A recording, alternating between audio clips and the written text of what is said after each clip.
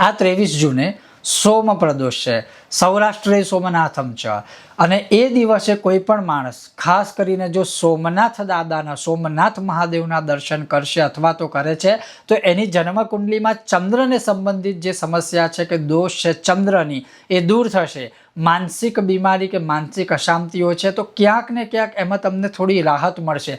રાત્રે સૂવાની કોઈ તકલીફ છે, ઊંઘ નથી આવતી અથવા મનમાં વિચારો ચાલે છે કે દુઃસ્વપ્ન થાય છે કે સ્વપ્ન દોષ આદિ થાય છે, એમાં પણ ક્યાંક ને ક્યાંક રાહત થશે.